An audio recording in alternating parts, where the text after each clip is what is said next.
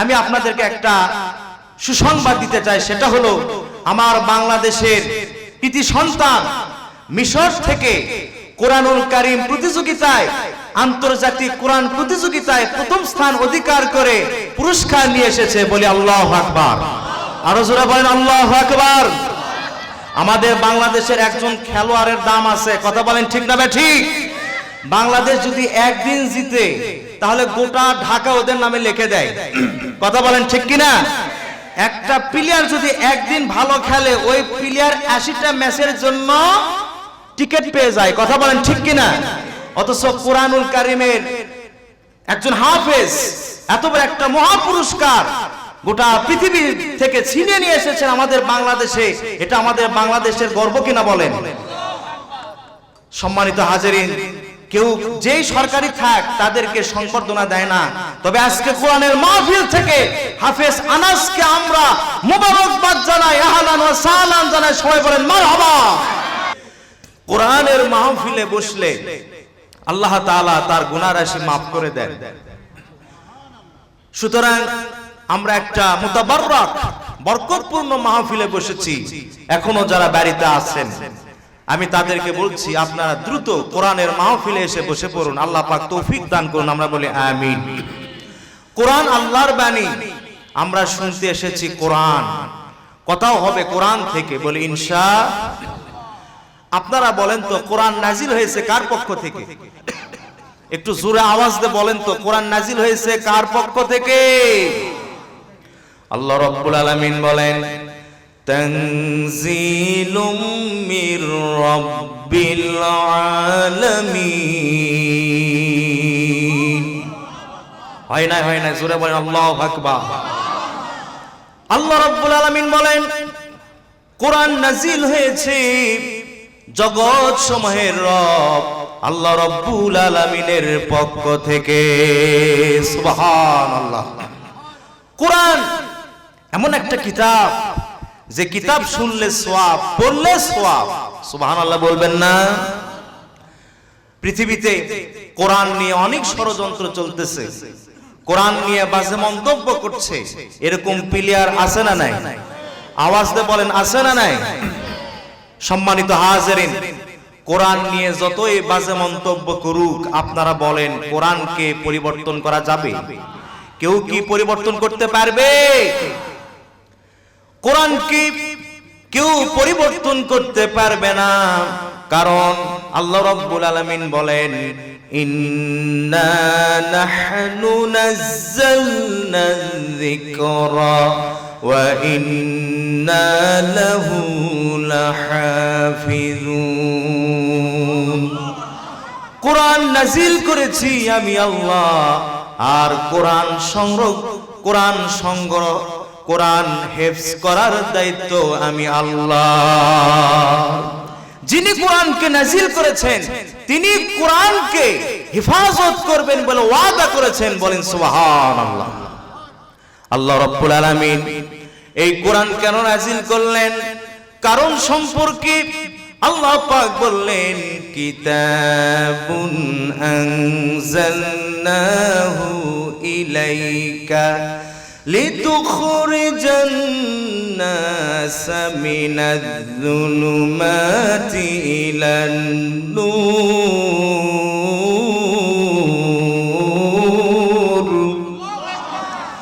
আল্লাহ পাক বলেন নবী আমার, এই কিতাব আমি আপনার উপরে নাজিল করেছি যাতে করে লিতুখরিজান নাসা, মানুষদেরকে আপনি বের করে নিয়ে আসতে পারেন অন্ধকার সমূহ থেকে আলোর পথে।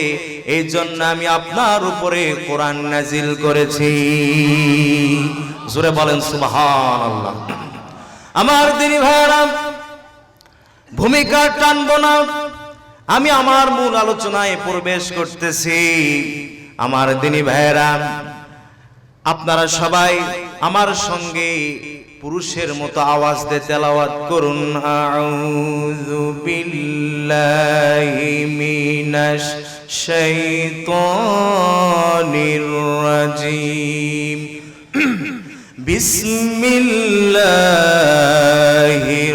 রাহমানির الرحيم ولقد آتينا داود وسليمان علما আল্লাহ রাব্বুল আলামিন বলেন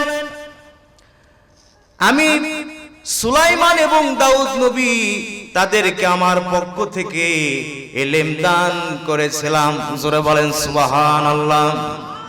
হযরতে দাউদ আলাইহিস সালাম এবং হযরতে সুলাইমান আলাইহিস সালাম দুইজনই আল্লাহর নবী। জোরে বলেন দুইজনে কি? হযরতে দাউদ আলাইহিস সালাম তিনিও আল্লাহর নবী, হযরতে সুলাইমান আলাইহিস সালাম তিনিও আল্লাহর নবী। আল্লাহ পাক বলেন আমি দাউদ এবং সুলাইমান পয়গম্বরকে আমার পক্ষ থেকে ইলম দান করেছিলাম। জোরে বলেন সুবহানাল্লাহ। এখন আপনারা জানলেন দাউদ আলাইহিস সালাম এবং সুলাইমান আলাইহিস সালাম দুইজনই আল্লাহ পাকের পয়গম্বর ছিল। জোরে বলেন কি ছিল? এখন এই দুইজনের সম্পর্ক কি জানার দরকার আছে না নাই? একটু আওয়াজ দিয়ে বলেন আছে না নাই? দাউদ আলাইহিস সালাম এবং হযরত সুলাইমান আলাইহিস সালাম দুইজনের সম্পর্ক হলো পিতা এবং পুত্র। জোরে বলেন আল্লাহু আকবার।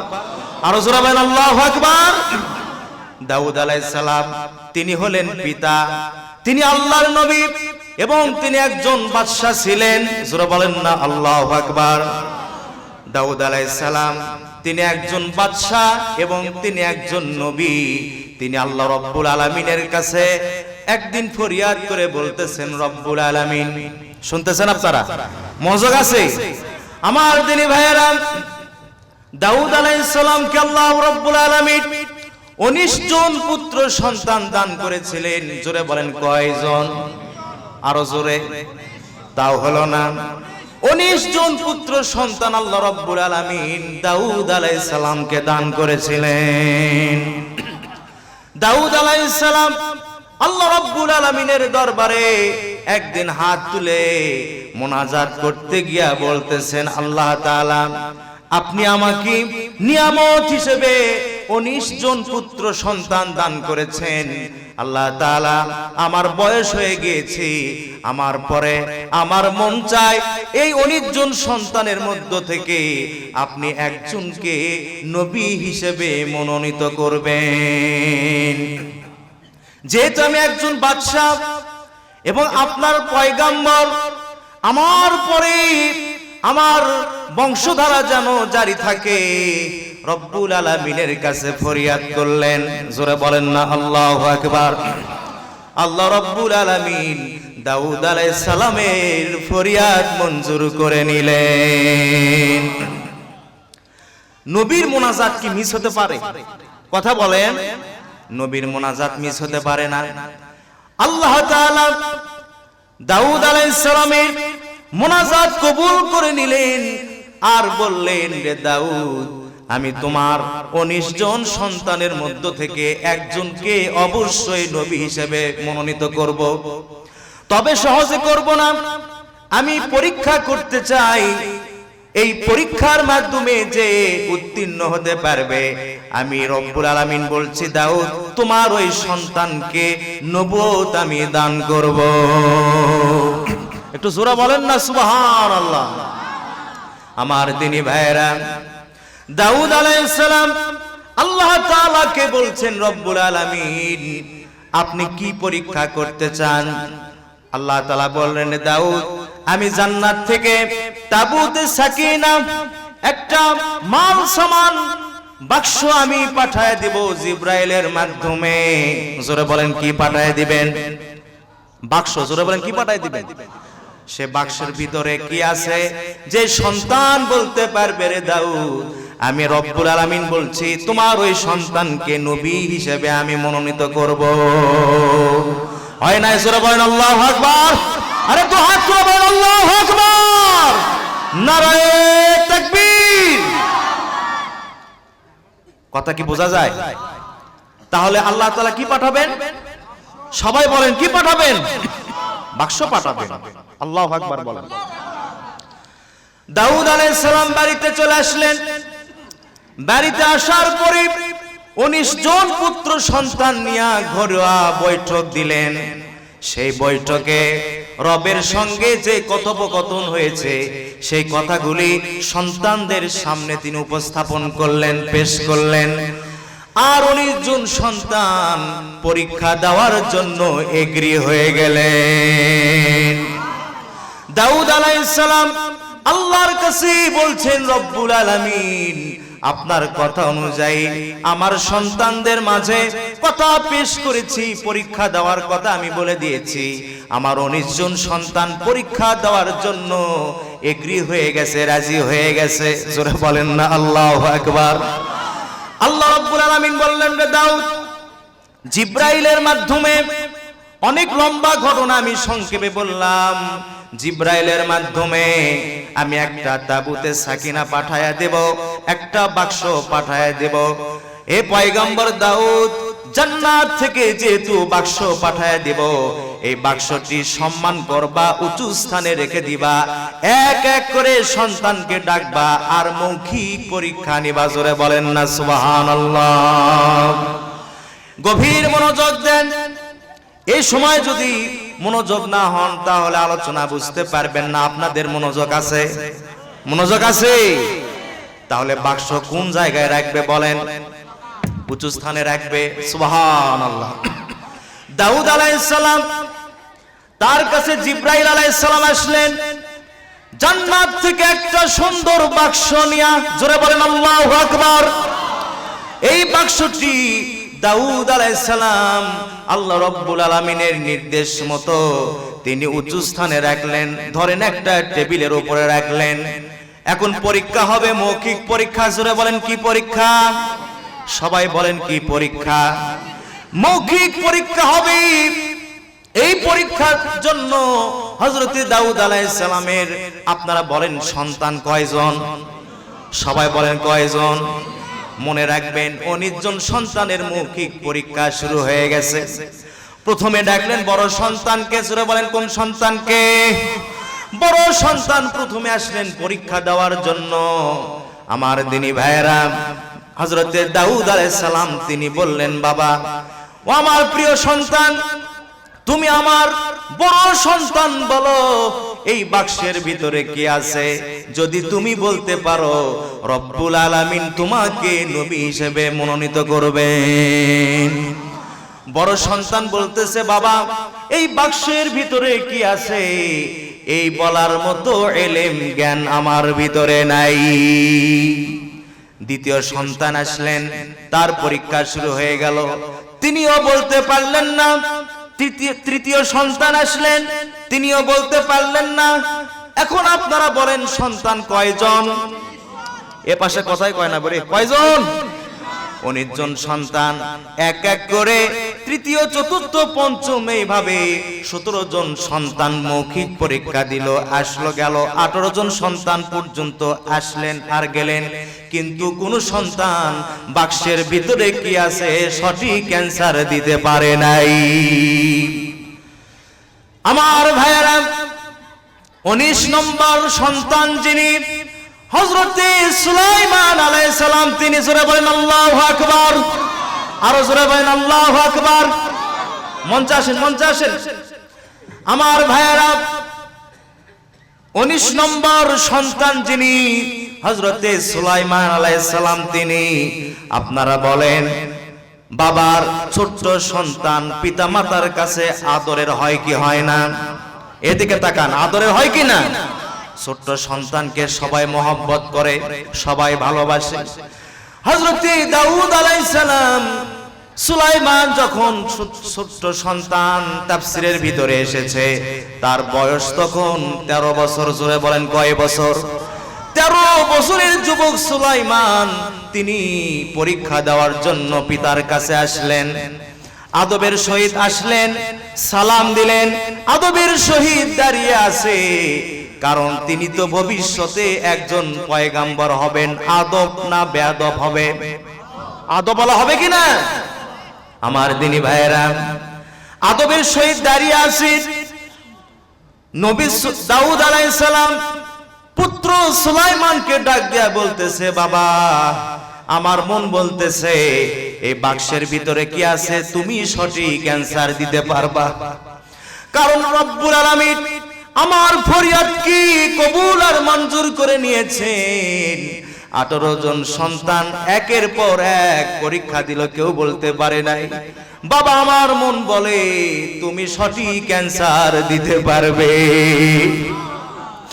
হযরত সুলাইমান আলাইহিস সালাম 13 বছরের যুবক, তিনি পিতার কাছে অনুমতি চাইলেন, আব্বাজান আপনি আমাকে অনুমতি দিন, আমি 2 রাকাত নামাজের মাধ্যমে আমার রব আল্লাহ রব্বুল আলামিনের সঙ্গে কথা বলে নিতে চাই।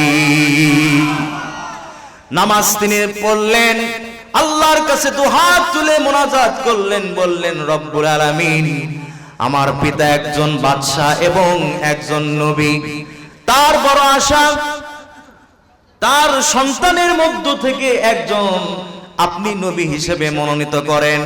রব্বুল আলামিন আমি সুলাইমান আমারও বড় আশা এবং বড় ইচ্ছা, আপনি আমার বাবার আশাকে পূরণ করে দিন।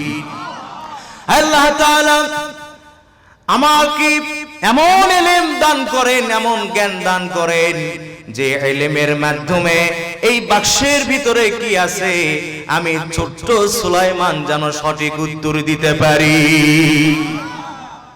আল্লাহ রাব্বুল আলামিন সেই কথা বলতে গিয়া এই যে আয়াতটি তেলাওয়াত করেছি, আল্লাহ পাক বললেন ওয়ালাকাদ আতাইনা দাউদা ওয়া সুলাইমানা ইলমা।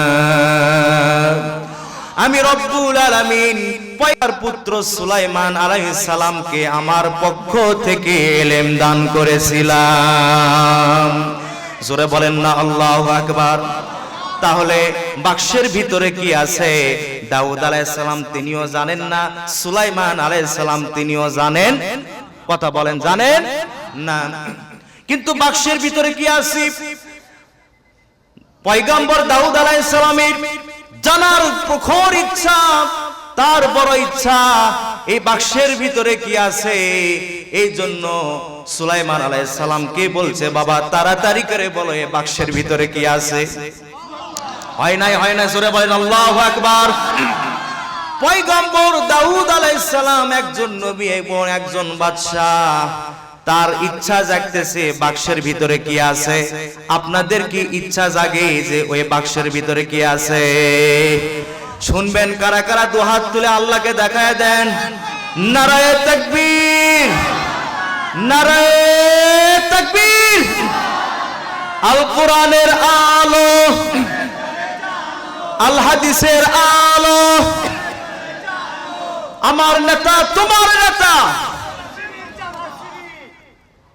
আপনারা স্লোগান জানেন, আমার নেতা তোমার নেতা বিশ্বনবী, আমার নেতা তোমার নেতা।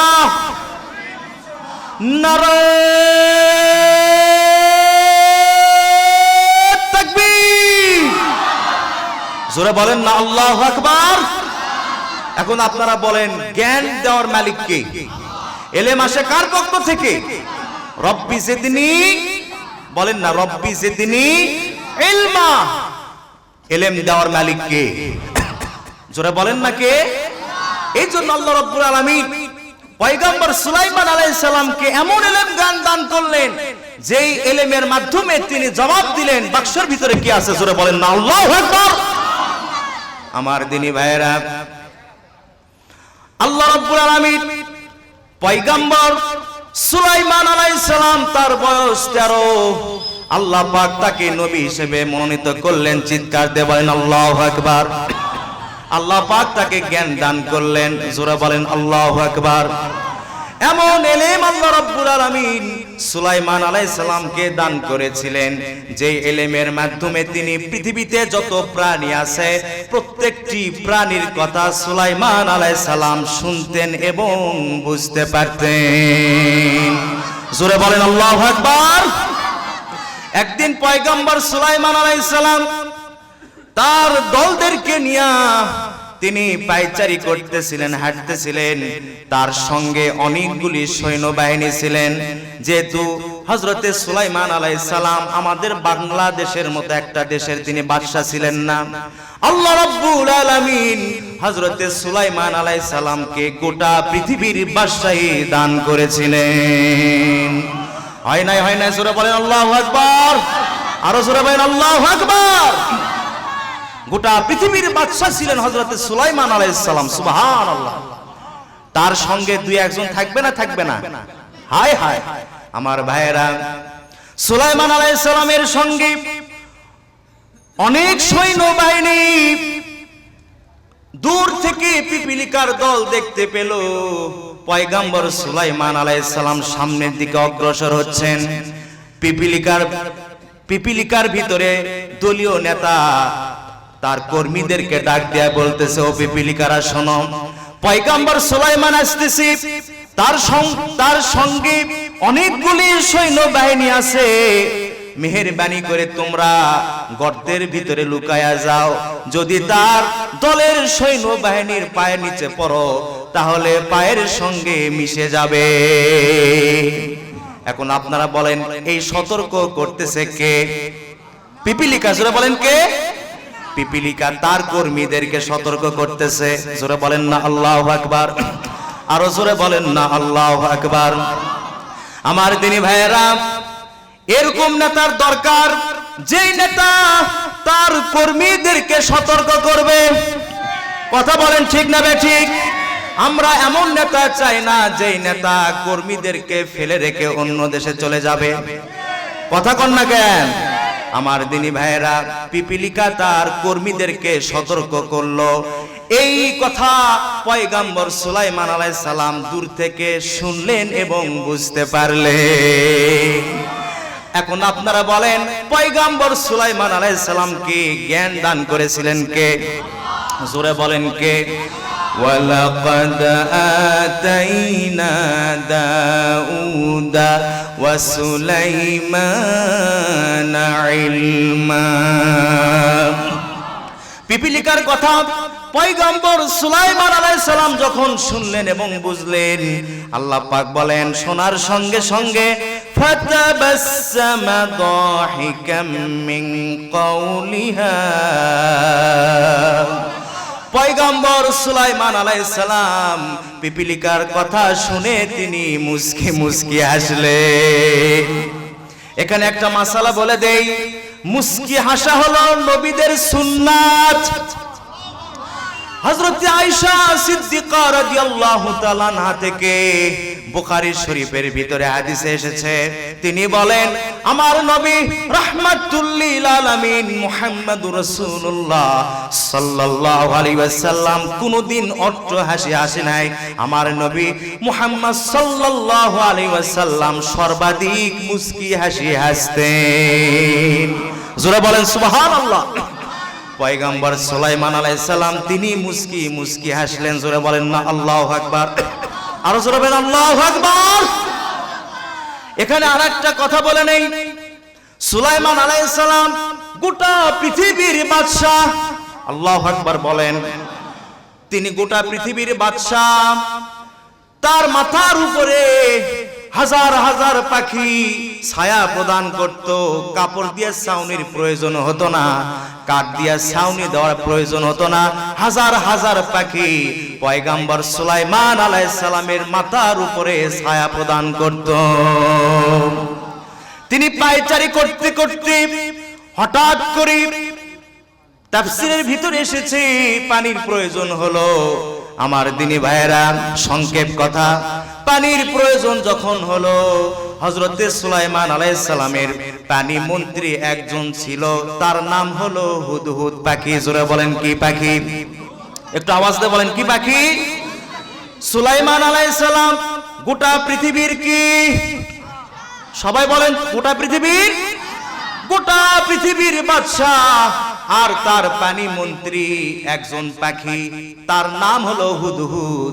আর তাফসীরের ভিতরে এসেছে এই হুদহুদ পাখিকে হযরতে সুলাইমান আলাইহিস সালাম ইয়াফুর নামে বেশিরভাগ ডাকতো।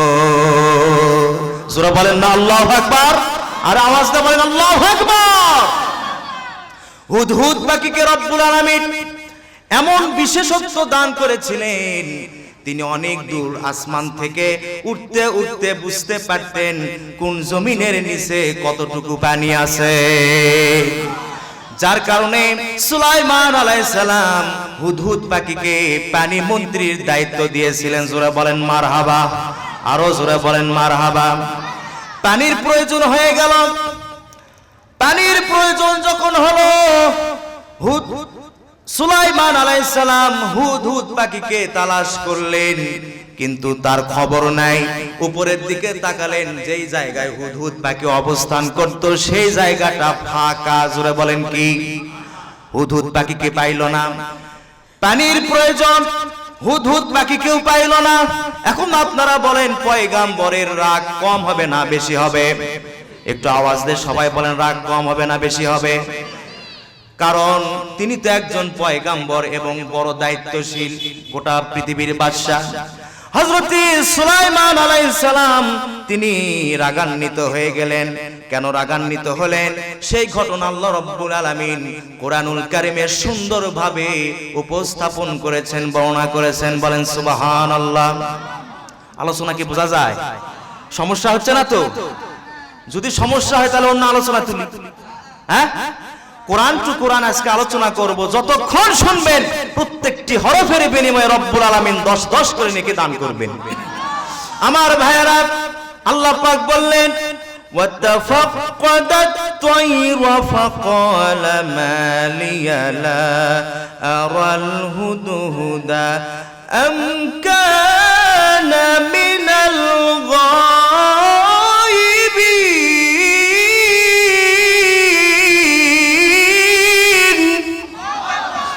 আল্লাহ রাব্বুল আলামিন বলেন সুলাইমান আলাইহিস সালাম হুদহুদ পাখিকে তালাশ করলেন, আমকানা মিনাল গায়িবিন, কিন্তু হুদহুদ পাখি সেখানে উপস্থিত ছিল না।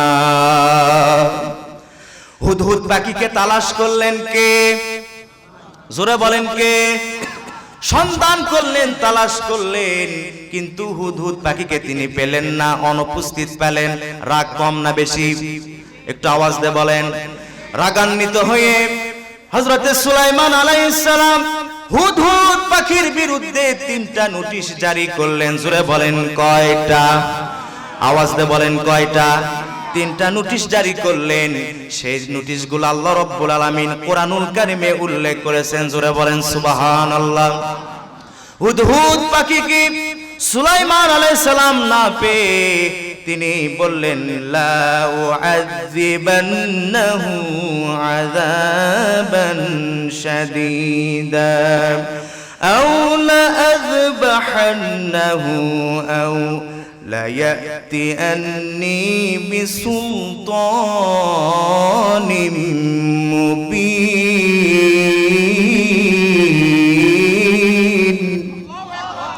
সুলাইমান আলাইহিস সালাম হুদহুদ পাখিকে যখন পেলেন না, তিনি প্রথমে যে নোটিশ জারি করলেন সেটা হলো হুদহুদ পাখি আগে আসার সঙ্গে সঙ্গে আযাবান শাদীদা, কঠিন শাস্তি তাকে প্রদান করা হবে।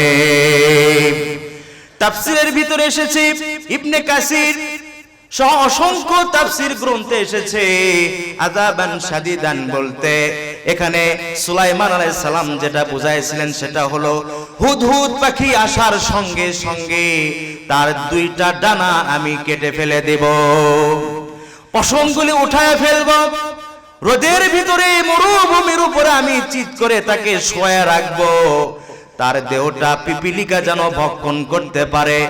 আযাবান শাদীদান বলতে এটাই বোঝানো হয়েছে। জোরে বলেন না আল্লাহু আকবার। অথবা তাকে আমি জবাই করব, তাকে আমি হত্যা করব। 3 নম্বর নোটিশ, কি কারণে অনুপস্থিত এটা যদি হুদহুদ পাখি কারণ দর্শাতে পারে, উপস্থাপন করতে পারে, তবে না আমি পয়গাম্বর সুলাইমান হুদহুদ পাখিকে মুক্ত করে দেব। চিৎকার দিয়ে বলেন আল্লাহু আকবার। 1 নম্বর কঠিন শাস্তি। 1 নম্বর কি? কঠিন শাস্তি, 2 নম্বর তাকে হত্যা করব, 3 নম্বরে কি কারণে হুদহুদ পাখি অনুপস্থিত এটার যদি কারণ প্রমাণ সহ উপস্থাপন করতে পারে তবে আমি হুদহুদ পাখিকে মুক্তি করে দেব। জোরে বলেন না আল্লাহু আকবার, আরো জোরে বলেন। আমার দিনী ভাইয়েরা, হযরত সুলাইমান আলাইহিস সালাম নোটিশ জারি করলেন। নোটিশ জারি করার পর হুদহুদ পাখি পয়গম্বর সুলাইমান আলাইহিস সালামের নিকট হাজির হয়ে গেল। হুদহুদ পাখি পয়গম্বর সুলাইমান আলাইহিস সালাম হাত দিয়া যারা স্পর্শ করতে না পারে একটু দূরে এসে বসে পড়ল। জোরে বলেন না আল্লাহু আকবার। হুদহুদ পাখি যে আগমন করলো সেই কথা আল্লাহ রাব্বুল আলামিন কুরআনুল কারীম উল্লেখ করেছেন। সুবহানাল্লাহ বলেন। সুলাইমান আলাইহিস সালাম এবং হুদহুদ পাখির ভিতরে যে ঘটনা ঘটতেছে এটা কিন্তু একটা ঘটনা, একটা কাহিনী। এই ঘটনা, এই কিচ্ছা, এই কাহিনী রব্বুল আলামিনের কাছে এত ভালো লেগেছে, এত পছন্দ হয়েছে, যার কারণে এই কাহিনী রব্বুল আলামিন কুরআনুল কারীমে উল্লেখ করেছেন। আল্লাহ রাব্বুল আলামিন বললেন, সুলাইমান আলাইহিস সালাম রাগান্বিত হওয়ার কিছুক্ষণ পরে فمكث غير بعيد فقال أحطت بما لم تحط به وجئتك من سبأ بنبأ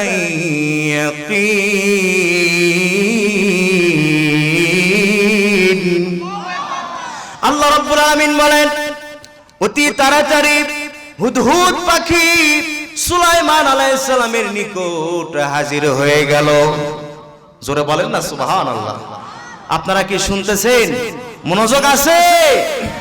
তিনি হাজির, হুদহুদ পাখি হাজির হয়ে গেল। হাজির হওয়ার পরে হুদহুদ পাখি পয়গম্বরের দিকে তাকায় দেখে সর্বনাশ, এমন রাগ করে আছে। আমার দিনী ভাইয়েরা, হুদহুদ পাখি সুলাইমান আলাইহিস সালামের রাগান্বিত চেহারা দেখে তিনি হুদহুদ পাখি বলতেছে, পয়গম্বর সুলাইমান, আমি জানি আপনি আমার উপরে রাগ করে আছেন, এটা আমি জানি, কিন্তু আপনার দরবারে অনুপস্থিত থাকার একটা বিশাল বড় কাহিনী আছে, বড় একটা ঘটনা আছে।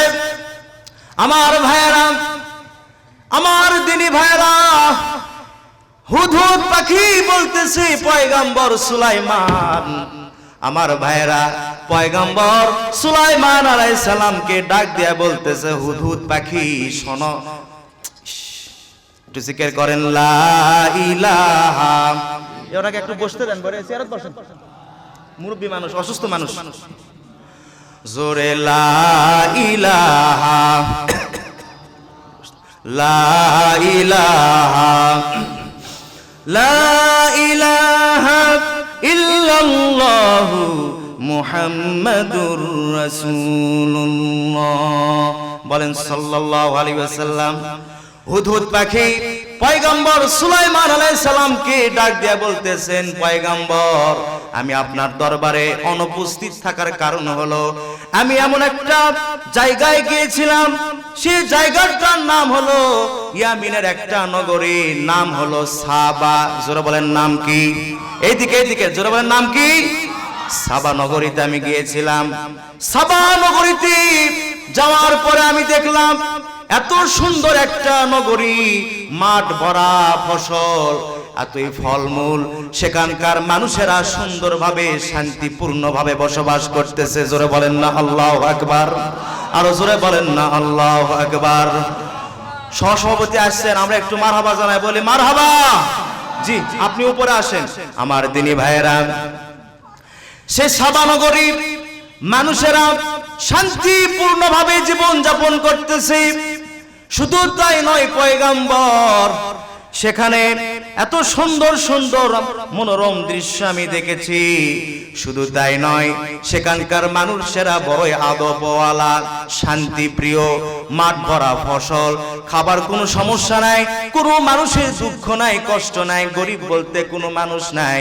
এত সুন্দর একটা নগরে আমি পরিভ্রমণ করলাম, এই কারণে আপনার দরবারে আমি উপস্থিত ছিলাম না। পয়গম্বর সুলাইমান আলাইহিস সালাম একটু হালকা হয়ে গেলেন, সুবহানাল্লাহ বলেন। তার তো প্রচন্ড রাগ ছিল, তিনি হালকা হয়ে গেলেন, জোরে বলেন না আল্লাহু আকবার। হুদহুদ পাখি বলতেছে, পয়গম্বর শুধু তাই নয়, সেখানে আমি একটা ঘটনা আমি জানি যা আপনি জানেন না, সেই তথ্য আপনার জানা নাই, সেই খবর আপনার জানা নাই। আমার ভাইয়েরা, আল্লাহ পাক বললেন, ওয়ালাকাদ আতাইনা দাউদা ওয়া সুলাইমানা ইলমা, আমি সুলাইমানকে ইলম দান করেছি। আর হুদহুদ পাখি বলতেছে, এমন একটা খবর নিয়ে এসেছি পয়গম্বর সুলাইমান যেই খবর সম্পর্কে আপনার জানা নাই। পয়গম্বর, আপনি তো গোটা পৃথিবীর বাদশাহ, সুবহানাল্লাহ বলেন। আপনি তো গোটা পৃথিবীর বাদশাহ, কিন্তু ইয়ামিনের সাবা নগরীর খবর আপনি জানেন না। হযরতে সুলাইমান আলাইহিস সালাম বলছেন, কি খবর নিয়ে এসেছো বলো। হুদহুদ পাখি বলতেছে, সেখানকার পরিবেশ সম্পর্কে তিনি আগে জানালেন। এরপরে হুদহুদ পাখি বলতেছেন, শুনেন পয়গম্বর, ইন্নী وجدت امرأة تملكهم وأوتيت من كل شيء ولها عرش عظيم। পয়গম্বর সুলাইমান, আচ্ছা আপনারা বলেন তো, এই যে কথা হচ্ছে কাদের মধ্যে? একটা পাখি আর একটা পয়গম্বর, হুদহুদ আর পয়গম্বর সুলাইমান, এটা কিন্তু বুঝতে হবে। ওয়াজ বুঝে বাড়িতে যাওয়া লাগবে, কথা বলেন ঠিক না ভাই ঠিক? এখন কথা হচ্ছে কাদের মধ্যে? পাখি আর সুলাইমান আলাইহিস সালাম। আর কথা বলতেছেন হুদহুদ, শুনতেছেন পয়গম্বর সুলাইমান। জোরে বলেন না সুবহানাল্লাহ, আরো জোরে বলেন সুবহানাল্লাহ। হুদহুদ পাখি বলতেছেন, পয়গম্বর সুলাইমান, সেখানে এমন একটা ঘটনা, ইন্নী ওয়াজাদতু ইমরাআতান তামলিকুহুম ওয়া উতিয়াত মিন কুল্লি শাইইন, সেখানে একজন বাদশা আছে, এই মহিলা একজন রানী সাহেবা আছে। মহিলা রানী সাহেবা যে কিনা এই সাবা নগরী পরিচালনা করে, তার চোখের ইশারায় সবাই চলাফেরা করে। ওই রানীর নাম হচ্ছে রানী বিলকিস। জোরে বলেন রানীর নাম কি? আওয়াজ দিয়ে বলেন রানীর নাম কি? হুদহুদ পাখি পয়গম্বর সুলাইমান আলাইহিস সালামকে বলতেছেন, রানী বিলকিস এই সাবা নগরীর একজন বাদশা। সুলাইমান আলাইহিস সালাম আরো নরম হয়ে গেল, জোরে বলেন না মারহাবা, সবাই বলেন মারহাবা। সুলাইমান আলাইহিস সালাম স্বাভাবিক হয়ে গেলেন, রাগ দূর হয়ে গেল। আমি হলাম গোটা পৃথিবীর বাদশা, আর আমার আয়াতের ভিতরে, রাজত্বের ভিতরে একজন মহিলা রানী সাহেবা আছে, অথচ আমি জানি না। হুদহুদ পাখি বলতেছি, এই রানীর নাম হলে বিলকিস। শুধু তাই নয়, পয়গম্বর সুলাইমান, এই রানী শুধু একজন রানী না, এই রানী সম্পর্কে এমন কিছু তথ্য আমি জানি যা আপনি পয়গম্বর আপনিও জানেন না। পয়গম্বর শোনেন, রানী বিলকিস তার বাকি ছিল, সবাই বলেন বাবা কি ছিল? মানব জাতি, আর মা ছিল জিন জাতি। জোরে বলেন না আল্লাহু আকবার। হুদহুদ পাখি বলতেছে, সুলাইমান শুধু তাই নয়, রানী বিলকিস তার পিতা ছিল একজন মানব, মা ছিল একজন জিন্নাহ। শুধু তাই নয়, রানী বিলকিস তার পূর্বপুরুষ ৩৯ জন বাদশাহিত্ব করে গিয়েছেন। জোরে বলেন না আল্লাহু আকবার। আর রানী বিলকিস ৪০তম একজন রানী। শুধু তাই নয়, পয়গম্বর সুলাইমান আলাইহিস সালাম এই রানীকে সেবা শুশ্রূষা করার জন্য সর্বদাই ৬০০ সেবিকা নিয়োজিত থাকে। জোরে বলেন না আল্লাহু আকবার। কয়শ? ৬০০ জন নার্স সেবিকা তার সেবা করার জন্য নিয়োজিত থাকে। জোরে বলেন না আল্লাহু আকবার। এই কথা কে বলছেন? পাখি বলতেছেন। কে বলছেন? হুদহুদ পাখি বলতেছে পয়গম্বরকে। হুদহুদ পাখি বলতেছে, পয়গম্বর শুধু তাই নয়, রানী বিলকিসের একটা সিংহাসন আছে, ওয়ালাহা আরশুন আযীম। বিশাল বড় একটা সিংহাসন আছে, উচ্চতা হলো 80 হাত আর প্রস্থ হলো 40 হাত। এই সিংহাসন হীরা মণি মুক্তা দিয়ে সাজানো। জোরে বলেন না আল্লাহু আকবার। এখন আপনারা বলেন, সিংহাসন 80 হাত, প্রস্থ 40 হাত, তাহলে সিংহাসন ছোট না বড়? একটু বড় করে বলেন তো, সিংহাসন ছোট না বড়? যার কারণে রব্বুল আলামিন এই সিংহাসনকে বলেছেন আরশুন আযীম। মহান একটা সিংহাসন আছে রানী বিলকিসের, বলেন সুবহানাল্লাহ। আমার দিনী ভাইয়েরা, এখানে আর অনেক তাফসীর, অনেক ব্যাখ্যা আছে, আমি সেই দিকে যাব না, আমার সময় বড়ই কম। কিন্তু আপনাদের চেহারা দেখে মনে হচ্ছে আপনারা ওয়াজ শোনার জম। কথা বলেন ঠিক না ঠিক? আমার দিনী ভাইয়েরা, প্রধান মেহমান অল্প সময়ের ভিতরে তিনি আমাদের মঞ্চে চলে আসবেন। যতটুকু সময় পাই সামনের দিকে একটু এগিয়ে যাই। আপনাদের অনুমতি আছে কি ভাই? অনুমতি আছে? আমার দিনী ভাইয়েরা, হুদহুদ পাখি পয়গম্বর সুলাইমান আলাইহিস সালামকে এতক্ষণ পর্যন্ত রানী বিলকিসের সম্পর্কে যেগুলি তথ্য জানালেন, এইগুলি তথ্য শুনে সুলাইমান আলাইহিস সালাম একটু আনন্দিত হলেন। জোরে বলেন আল্লাহু আকবার। হুদহুদ পাখি পয়গম্বর সুলাইমান আলাইহিস সালামকে বলতেছেন, পয়গম্বর এতক্ষণ পর্যন্ত আপনাকে খুশির সংবাদ শোনাইছি, কিন্তু একটা দুঃখের সংবাদ আছে। সুলাইমান আলাইহিস সালাম বলতেছে, তাড়াতাড়ি করে বলো সেই সংবাদটা কি? আপনারা শুনবেন? বলবো? আল্লাহ রাব্বুল আলামিন সেই দুঃখের সংবাদটাও কোরআনুল কারীমে উল্লেখ করেছেন। জোরে বলেন না আল্লাহু আকবার। হুদহুদ পাখি বললেন, পয়গম্বর ওয়াজাদতুহা ওয়া কওমাহা ইয়াসজুদুনা লিশ-শামসি মিন দুনিল্লাহ। পয়গম্বর সুলাইমান, রানী বিলকিস এবং তার কওমের লোকেরা, গোত্রের লোকেরা আল্লাহকে সিজদা দেয় না, তারা সূর্যকে সিজদা দেয়। জোরে বলেন নাউজুবিল্লাহ। হুদহুদ পাখি বললেন, পয়গম্বর সুলাইমান, রানী বিলকিসের বিশাল বড় একটা রাজপ্রাসাদ আছে, তার একটা বিশাল আলিশান ঘর আছে, যে ঘরের ভিতরে রানী বিলকিস অবস্থান করে শুয়ে থাকে। পূর্ব দিকে একটা জানালা আছে, আবার পশ্চিম পাশেও একটা জানালা আছে। সূর্য যখন উদিত হয়, পূর্ব সাইড থেকে সূর্যের আলো যখন রানী বিলকিসের ঘরে প্রবেশ করে, সঙ্গে সঙ্গে রানী বিলকিস এবং তার কওমের লোকেরা সূর্যকে সিজদা দেয়। জোরে বলেন নাউজুবিল্লাহ। আবার যখন পশ্চিম পাশে সূর্য যখন অস্তমিত হয়ে যায়, তখন রানী বিলকিস এবং তার সম্প্রদায়ের সমস্ত মানুষেরা সূর্যকে সিজদা দেয়, শিরক করে। জোরে বলেন নাউজুবিল্লাহ।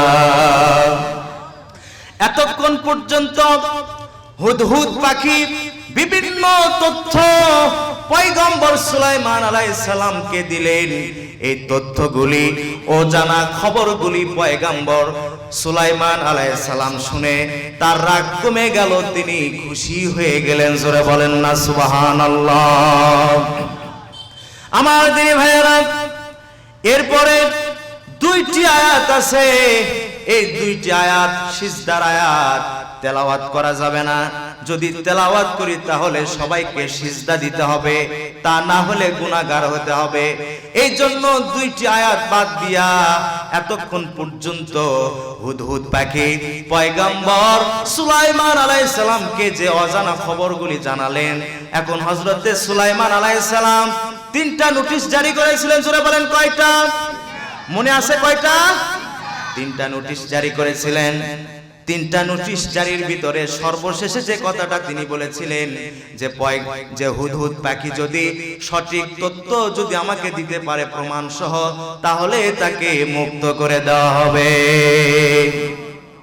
সুলাইমান আলাইহিস সালাম তিনি পাখিকে ডাক দিয়া বলছেন, এতক্ষণ পর্যন্ত হুদহুদ পাখির কথা বললাম, এখন আপনাদের সামনে যে কথাটা উপস্থাপন করব, এই কথাটা হলো পয়গম্বর সুলাইমান আলাইহিস সালামের কথা। জোরে বলেন না আল্লাহু আকবার, আরো জোরে বলেন আল্লাহু আকবার।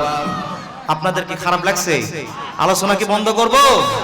আমার দিনী ভাইয়েরা, হযরত সুলাইমান আলাইহিস সালাম হুদহুদ পাখিকে ডাক দিয়া বললেন, قال سننظر أصدقت أم كنت من الكاذبين। হে হুদহুদ পাখি, এতক্ষণ পর্যন্ত তুমি আমাকে যে খবরগুলি জানালে, এইগুলি সত্য না মিথ্যা আমি যাচাই করতে চাই। তুমি মিথ্যা কথা বলছো না সত্য কথা বলছো, এটা আমি প্রমাণ করতে চাই। জোরে বলেন সুবহানাল্লাহ। হুদহুদ পাখি বললেন, পয়গম্বর সুলাইমান, আমি প্রমাণ করতে রাজি আছি, কি করতে হবে আপনি বলেন। আল্লাহু আকবার বলেন। কারণ হুদহুদ পাখি যেই কথাগুলি বলেছেন, আপনারা বলেন ওই কথাগুলো সত্য না মিথ্যা।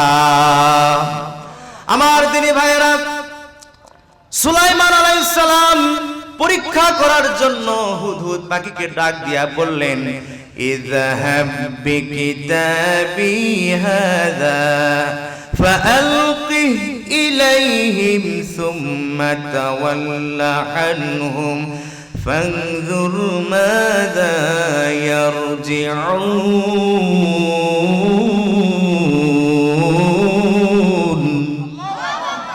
সুলাইমান আলাইহিস সালাম বললেন, ইযহাব বিকিতাবি, আমার পক্ষ থেকে চিঠিখানা তুমি নিয়ে যাও এবং ফাআলকি ইলাইহিম, আমার এই চিঠিটা নিয়ে গিয়া রানী বিলকিসের নিকট তুমি নিক্ষেপ করে দিবে। বলেন সুবহানাল্লাহ। ফাআলকি মানে নিক্ষেপ করে দাও, ইলাইহিম তার নিকটে, সুম্মা তাওয়াল্লা আনহুম, এই চিঠিটা নিক্ষেপ করে দিয়া তুমি সেখান থেকে চলে আসবে না, একটু নিজেকে আড়াল করে অবস্থান করবা। ফানজুর মাযা ইয়ারজিউন, সরে থাকবা, গোপন করে থাকবা, আর শুনবা এই চিঠি পাওয়ার পরে রানী বিলকিসের কি মন্তব্য। জোরে বলেন না আল্লাহু আকবার। আমার দিনী ভাইয়েরা, সুলাইমান আলাইহিস সালামের পক্ষ থেকে চিঠিটা নিয়া এই হুদহুদ পাখি ঠোঁটে কামড় দিয়া আবার সাবা নগরীতে চলে গেলেন এবং রানী বিলকিসের ঘরের ভিতরে তিনি প্রবেশ করলেন। এখানে অনেক কথা আছে।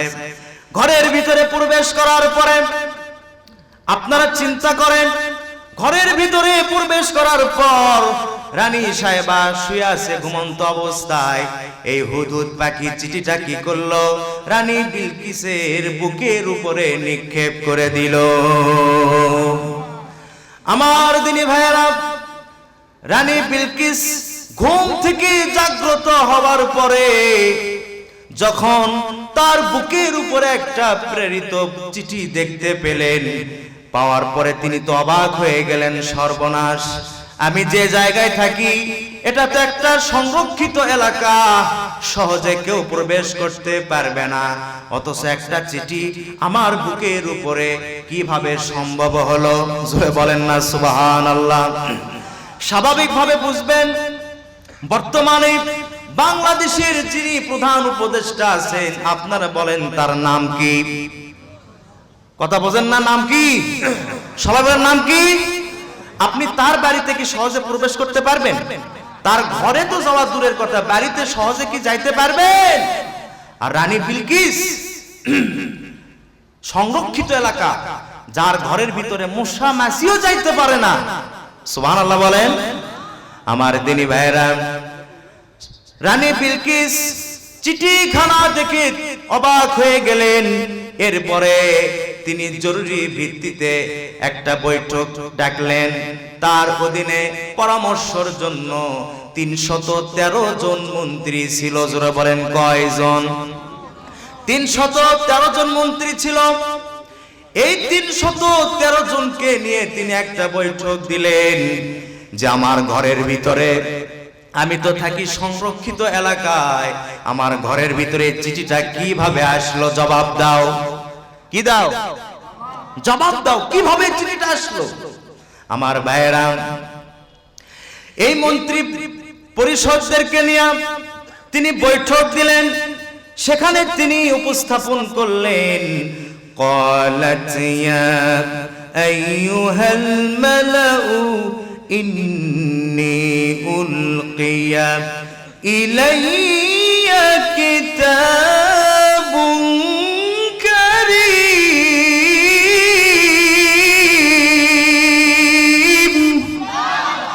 মন্ত্রী পরিষদদেরকে ডাক দিয়া বললেন, ও আমার মন্ত্রীরা, তোমাদেরকে একটা কথা বলতে চাই।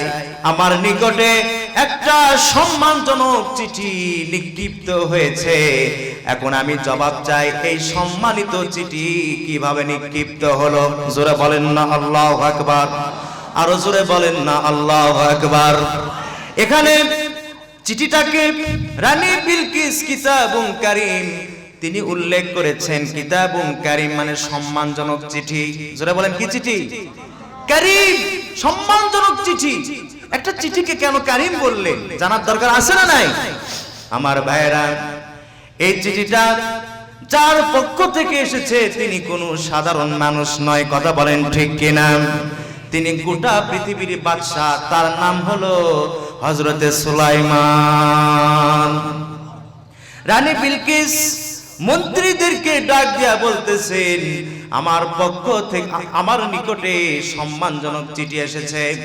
এই চিঠির ভিতরে 2 লাইন লেখা আছে। জোরে বলেন, কয় লাইন? একটু সবাই হাত দেখান না, কয় লাইন?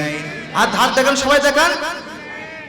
স্বাভাবিকভাবে বোঝেন, আজকের প্রধান অতিথি যিনি সরকারি চাকরিজীবী, তিনি, জোরে বলেন না মারহাবা, তিনি যদি এই মসজিদের আজকের সভাপতি, মাহফিলের সভাপতি যিনি, তার নিকট যদি একটা চিঠি লেখে, কুশল বিনিময় করতে করতে 5-6 লাইন হয়ে যাবে। কথা বলেন ঠিক না বেঠিক? আসসালামু আলাইকুম, কেমন আছেন? শরীরের অবস্থা কেমন? বাড়ির সবাই কেমন আছে? কয় লাইন হয়ে গেল? কুশল বিনিময় করতে করতে 5-6 লাইন হয়ে যায়। আর একজন পয়গম্বরের পক্ষ থেকে একজন রানীর কাছে চিঠি পাঠালেন, মাত্র কয় লাইন? জোরে বলেন, কয় লাইন? এই জন্য চিঠিটাকে কারীম বলা হয়েছে। এই 2 লাইনের ভিতরে পয়গম্বর সুলাইমান আলাইহিস সালাম চমৎকার কথা তিনি লিখেছেন। জোরে বলেন সুবহানাল্লাহ। এখন চিঠিতে পয়গম্বর সুলাইমান আলাইহিস সালাম কি কথা লিখেছিলেন আপনারা কি শুনবেন? আপনারা কি শুনবেন? কারা কারা শুনবেন? তো হাত তুলে আল্লাহকে দেখান। নারায়ে তাকবীর, নারায়ে তাকবীর। আল কোরআনের আলো, আল হাদিসের আলো, কোরআন হাদিস যেখানে, আলিম ওলামা যেখানে, চাঁদাবাজ যেখানে, সুদ ঘোষ যেখানে, নারায়ে তাকবীর।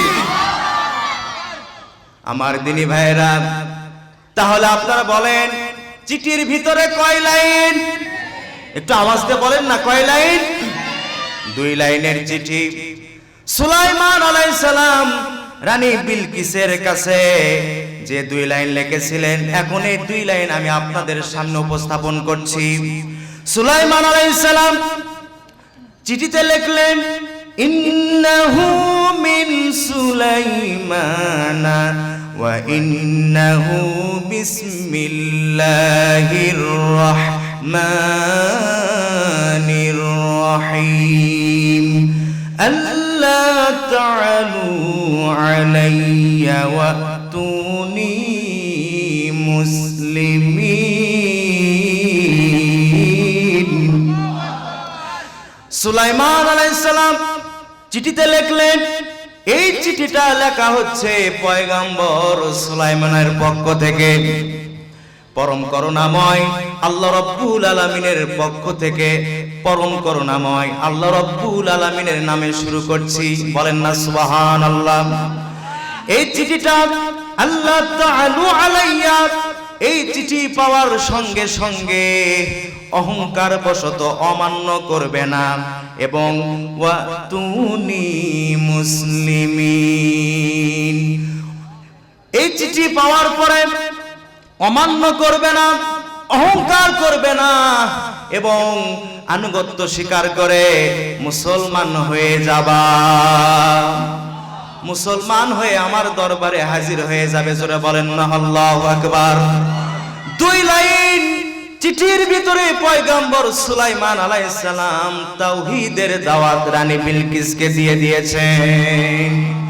তার কারণ হুদহুদ পাখি সুলাইমান আলাইহিস সালামকে যে খবর দিয়েছিলেন তার জাতি এবং রানী বিলকিস কার সিজদা করে? জোরে বলেন, সূর্যকে সিজদা দেওয়া শিরক।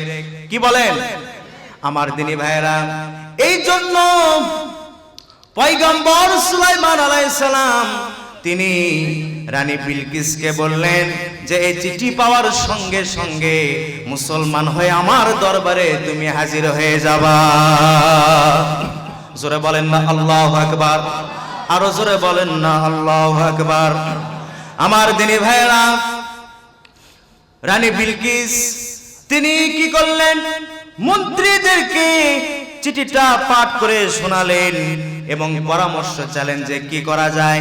মন্ত্রী পরিষদ বর্গরা বললেন যে রানী সাহেবা, আপনি যে সিদ্ধান্ত নেবেন ওই সিদ্ধান্তেই আমরা একমত হয়ে যাব। সুবহানাল্লাহ বলেন, ভাই ইকো কমে দেন, জোরে বলেন সুবহানাল্লাহ। এখানে অনেক কথা আছে, যাই হোক সংক্ষিপ্ত কথা। রানী বিলকিস বললেন তার কাছে অবশ্যই যাব, তবে আমি তাকে পরীক্ষা করতে চাই। যদি তিনি মহামানব হয়ে থাকেন তাহলে 3টা পরীক্ষায় তিনি উত্তীর্ণ হবেন, আর যদি মহামানব না হয়ে থাকে তাহলে এই 3টা পরীক্ষায় উত্তীর্ণ হতে পারবে না। পরীক্ষা করবেন। 1 নম্বর পরীক্ষা হলো তার ভিতরে লোভ আছে কিনা। কি বাবা? লোভ আছে কিনা। এই জন্য সোনা এবং রূপার তৈরিকৃত ইট তার নিকটে পাঠায় দিবেন। 300 সোনার ইট, 300 রূপার ইট তার নিকটে পাঠায় দিবেন 600 সৈন্যবাহিনীর মাধ্যমে। এবং তিনি বললেন যে এই সোনা এবং রূপার ইট যদি সুলাইমান আলাইহিস সালাম গ্রহণ করে তাহলে তিনি নবী হবেন না। আর তার ভিতরে যদি লোভ থাকে তাহলে তিনি নবী হবেন না। জোরে বলেন না সুবহানাল্লাহ। এখন আমি আপনাদেরকে জিজ্ঞাসা করতে চাই, আপনারা জবাব দিবেন, পয়গম্বর সুলাইমান আলাইহিস সালামের ভিতরে কি কোনো লোভ ছিল? আওয়াজ দিয়ে বলেন, লোভ ছিল? তিনি তো একজন গোটা পৃথিবীর প্রেসিডেন্ট। সুবহানাল্লাহ বলেন। এরকম নেতা দরকার আছে না নাই? এমন নেতার দরকার যে নেতার ভিতরে বিন্দু পরিমাণ লোভ থাকবে না। কথা বলেন ঠিক না বেঠিক? এমন নেতা আমরা চাই না যে নেতার ভিতরে লোভ থাকবে। কথা কি মন খারাপ করছেন আপনারা? মন খারাপ করছেন? আমাদের বাংলাদেশে অনেক নেতা আমরা দেখেছি বাংলাদেশের ব্যাংকের টাকা পাচার করতে করতে ব্যাংকের লকার পর্যন্ত বিদেশে পাচার করেছে। আওয়াজ দিয়ে বলেন ঠিক না বেঠিক? আমরা কি এরকম নেতা চাই? আপনার আওয়াজ দিয়ে এরকম নেতা চাই? যাদের ভিতরে লোভ থাকবে এমন নেতা আমরা চাই না। কথা বলেন ঠিক না বেঠিক? যারা চাঁদাবাজ তাদেরকে আমরা চাই না। কথা বলেন ঠিক কিনা? আমরা এমন নেতা চাই, চাঁদা মুক্ত নেতা, যারা পার্লামেন্টে গিয়ে কোরআনুল কারীমের বিধান দিয়ে এই রাষ্ট্র পরিচালনা করবে, এমন নেতাকে আমরা চাই। কথা বলেন ঠিক কিনা? রাজি আছেন কারা কারা? দুই হাত তুলে আল্লাহকে দেখা দেন।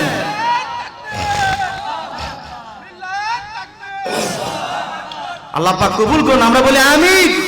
আরো জোরে বলেন আমিন। তাহলে নেতাদের ভিতরে লোভ আছে না নাই?